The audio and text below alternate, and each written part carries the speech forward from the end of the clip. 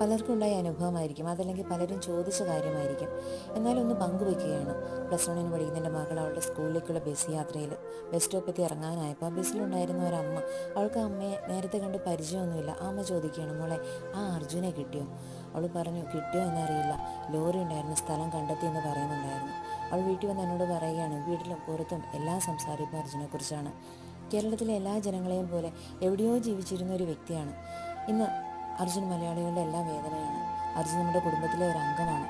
നമ്മളെയൊക്കെ അർജുന് അപരിചിതരാണ്. പക്ഷേ അർജുൻ എവിടെ നിന്നോ വന്ന് താനൊരു അപകടത്തിലാണെന്ന് മലയാളി സഹോദരങ്ങളെ എല്ലാം അറിയിച്ച് എവിടെയോ മറിഞ്ഞിരിക്കുകയാണ്. സത്യം പറഞ്ഞാൽ ചിലരുടെയൊക്കെ ജീവിതത്തിൽ, അതല്ലെങ്കിൽ നമ്മുടെ എല്ലാവരുടെയും ജീവിതത്തിൽ ചില സന്ദർഭങ്ങൾ ഉണ്ടായിട്ടുണ്ടായിരിക്കും, പ്രാർത്ഥിക്കാൻ പോലും ആവാതെ മരവിച്ചു പോകുന്ന ഒരവസ്ഥ. ഇപ്പോൾ ശരിക്കും അർജുൻ്റെ കാര്യത്തിൽ നമ്മൾ മലയാളികളെല്ലാവരും ആ അവസ്ഥയിലാണ്. ചിലപ്പോൾ ആ സമയത്തെ ഹൃദയത്തിൻ്റെ നിലവിളിയാവും ഈശ്വരൻ പ്രാർത്ഥനയായി സ്വീകരിക്കുക.